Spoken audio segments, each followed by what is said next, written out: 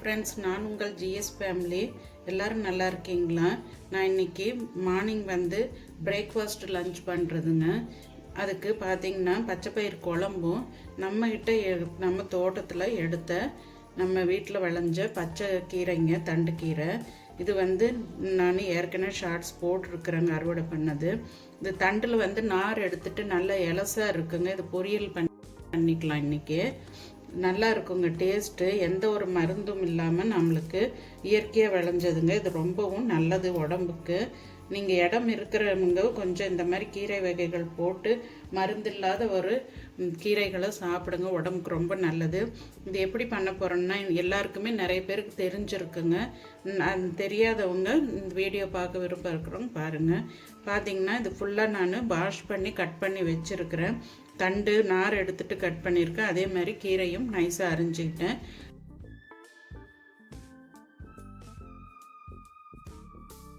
அதுக்கு கல் உப்பு பார்த்திங்கன்னா இதுக்கு சின்ன வெங்காயம் தான் ஃபுல்லாக எடுத்துருக்குறேங்க. நிறைய சின்ன வெங்காயம் போட்டுக்கோங்க, டேஸ்ட்டாக இருக்கும்.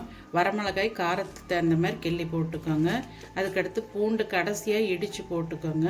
பெருங்காயத்தூள், மஞ்சத்தூள், தேங்காய் லாஸ்ட்டில் துருவி நான் மிக்சியில் அடித்து போட்டுருவேங்க, நைஸாக துருவின மாதிரி. அதுக்கப்புறம் இது தேங்காய் எண்ணெயில் தான் நம்ம செய்ய போகிறோம். டேஸ்ட்டு நல்லா இருக்குங்க தேங்காய் எண்ணெயில் செய்யும்போது. கீரை வகைகள், இந்த பச்சைப்பயிர் குழம்பு, இதுக்கெல்லாம். இப்போ நான் இன்றைக்கி இதை எப்படி பண்ணுறேன்றதை உங்களுக்கு செஞ்சு காட்டுறேங்க. வாங்க, நான் மண் சட்டியில் தான் செய்ய போகிறேங்க. ஸ்டவ் பற்ற வச்சு சட்டி ஹீட் ஆகிடுச்சுங்க. இப்போ தேங்காய் எண்ணெய் விட்டுக்கலாம். மண் சட்டி இல்லாதவங்க கொஞ்சம் அடிக்கனமான பாத்திரத்தில் செஞ்சுக்கோங்க. அப்போ தான் தண்ணி நிறைய விடாமல் அந்த ஹீட்லேயே வெந்துட்டு வரும். தண்ணி விட்டோன்னா சலசலன்னு போய் அதோட டேஸ்ட்டே நல்லா இருக்காதுங்க. இப்போ நாம் கடுகு போட்டுக்கலாம். ஆயில் ஹீட் ஆகிடுச்சு.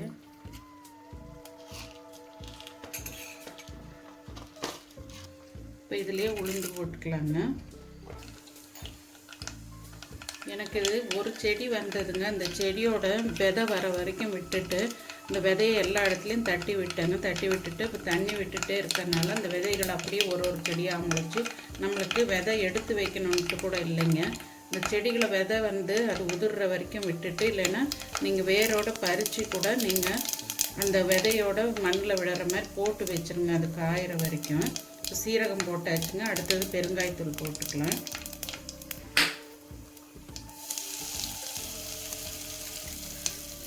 அடுத்தது வரமிளகாய் கட் பண்ணி போட்டுக்கலாம்.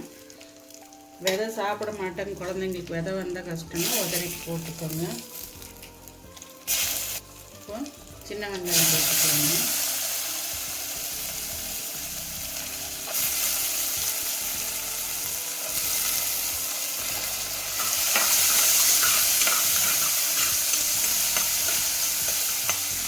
கொஞ்சம் போல் உப்பு போட்டுக்கிறேங்க இந்த வெங்காயம் வதங்கிறதுக்கு. கீரைக்கு இந்த வதக்கிற காய்க்கு எல்லாமே கீரை எப்போவுமே நாம் போடுற அளவோட டக்குன்னு சுருங்கிடுங்க. அதனால் கீரைக்கு மட்டும் நல்லா வதங்கினதுக்கப்புறம் உப்பு போடுங்க. அதேமாதிரி இந்த கீரைகளுக்கு நீங்கள் கடையில் வாங்கி சமைக்கிற டேஸ்ட்டுக்கும் வீட்டில் விளைஞ்ச காயோ கீரையோ எதுவாக இருந்தாலும் அந்த டேஸ்ட்டு வித்தியாசம் உங்களுக்கு நல்லா தெரியுங்க. மருந்து இல்லாத இது அதோட சுவை, ஒரிஜினல் சுவை மருந்து போடாதப்போ தான் வரும்.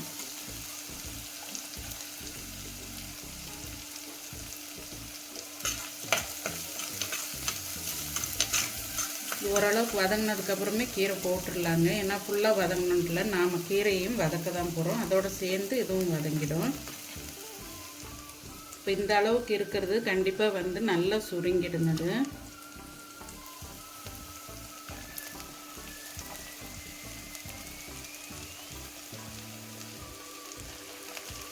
கீரைகளை பொதுவாக வளர்க்கும்போது பூ வர ஸ்டேஜில் எடுக்காதீங்க. பூ வரத்துக்கு முன்னாடி எடுத்துருங்க. அப்போ தான் தண்டு இலசாக இருக்கும்.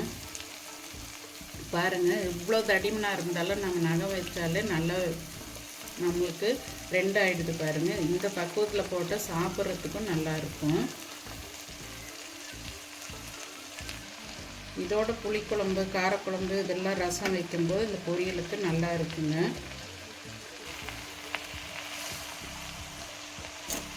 ஃபுல்லாக போட்டிருக்குறோம். இது கொஞ்ச நேரத்தில் எப்படி வதங்கி அளவாக இருக்குதுன்னு பாருங்கள். நிறைய பிகினர்ஸுக்கு தெரியாது, அதனால தான் நான் செஞ்சு காட்டுறேன். மற்றபடிக்கு பெரியவங்களுக்கெல்லாம் எல்லாருக்குமே ரெகுலராக சமைக்கிறவங்களுக்கு தெரியும். நிறைய பேர் தண்ணி ஊற்றிடுவாங்க விவரம் இல்லாமல். அதே மாதிரி உப்பு எடுத்தவொடனே நிறைய போட்டுருவாங்க. இந்த கீரையில் இருக்க தண்ணியை விட்டு வருங்க. ஏன்னா இந்த தண்டில் நல்ல ஒரு ஈரத்தன்மை இருக்கும். இதில் இந்த தண்டு போட்டு கருவாட்டு குழம்பு வைப்பாங்க, இல்லைன்னா இந்த தண்டை நார் எடுத்துகிட்டு சாம்பார்லேயும் போடுவாங்க. அவ்வளோ டேஸ்ட்டாக இருக்குங்க. இன்னும் நிறைய கீரை இருக்குதுங்க. நான் கொஞ்சம் தான் எடுத்துகிட்டு வந்தேன், ஒரு கைப்பிடி அளவு தான் கட் பண்ணிட்டு வந்தேன். இன்னும் நிறைய இருக்குது. வர வர நாம் இதில் ஒவ்வொன்றும் செய்யலாங்க. கூட்டு செய்யலாம், இல்லை இதில் இந்த போண்டா மாதிரியும் போடலாம், கீரை வடை மாதிரி போடலாம் ஈவினிங்கில். ஆனால் இந்த மாதிரி செஞ்சு சாப்பிடும்போது தான் சத்துங்க, ஆயிலில் டீப் ஃப்ரை பண்ணுறதை விட. இப்போ இது கொஞ்சம் நேரம் வதங்கட்டுங்க. வதங்கினதுக்கப்புறம் நாம் உப்பு போட்டுக்கலாம். மஞ்சத்தூள் கொஞ்சம் 1/4 டீஸ்பூன் அளவுக்கு விட்டுக்கிறேன்.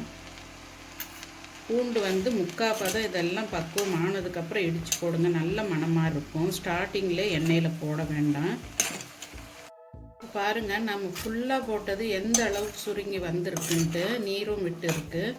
இப்போ நம்ம ஒரு துளி உப்பு தான் போட்டோம் வெங்காயம் வதங்கிறதுக்கு. இப்போ நாம் இதுக்கு உப்பு போட்டு நல்லா இப்படி அமுத்தி வச்சிட்டோம்னா பார்த்திங்கன்னா இந்த தண்டெல்லாம் நல்லா வெந்து வந்துருங்க.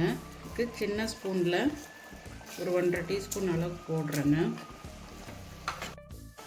இப்போ பாருங்கள், இடித்து வச்ச பூண்டை போட்டுக்கிறேன். இது நல்ல ஒரு 6-7 பூண்டு பல் போட்டுக்கோங்க, நல்ல மணமாக இருக்குங்க. சின்ன குழந்தைங்களுக்கு கொடுக்குறீங்கன்னா நீங்கள் தேங்காயோட ஒரு அடி அடித்து கூட கொடுத்துடலாம், பூண்டு போட்டுடலாம்.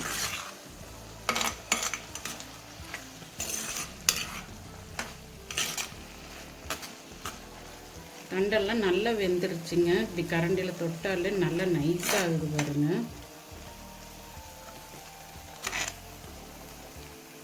பாருங்க, ஒன்றுமே இல்லை, மாவு மாதிரி போகுது பாருங்க. இப்போ தேங்காய் துருவல் போட்டுக்கலாங்க. உங்களுக்கு எவ்வளோ வேணுமோ டேஸ்ட்டுக்கு தகுந்த மாதிரி போட்டுக்கோங்க. நான் எப்போ மிக்சியில் அடித்து தான் போடுவேன்.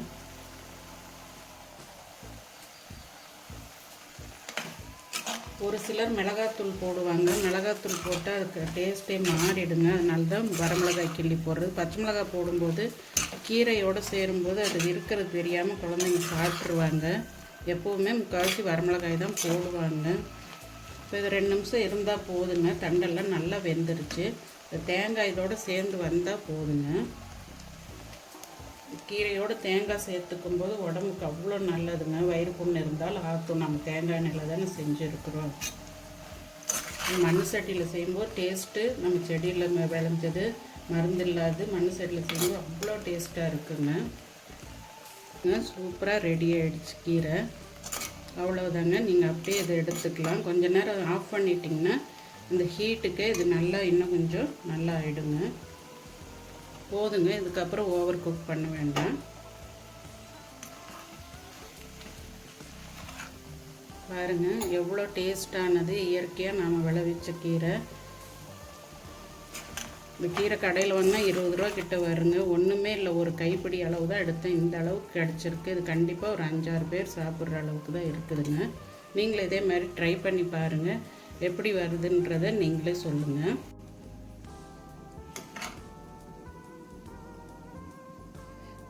பாருங்கள் எவ்வளோ ஒரு டேஸ்டான மனம் அப்படி வருதுங்க, நல்லா இருக்குது. இதேமாரி நீங்களும் உங்களுக்கு இருக்கிற இடத்துல இல்லை தொட்டிங்கள்ல இந்த மாதிரி கீரை விதைகளை விட்டு நீங்கள் அறுவடை பண்ணிக்கோங்க. நீங்கள் ஒவ்வொரு டைமும் விதை வாங்கணும்னு அவசியம் இல்லைங்க. ஒரு செடி முளைச்சா அந்த செடியை கொஞ்சம் நல்லா முத்த விட்டு அதில் பூவு காய் வந்ததுக்கப்புறம் விதை வந்ததுக்கப்புறம் இந்த சுக்குட்டி கீரையிலெல்லாம் விதை வருங்க.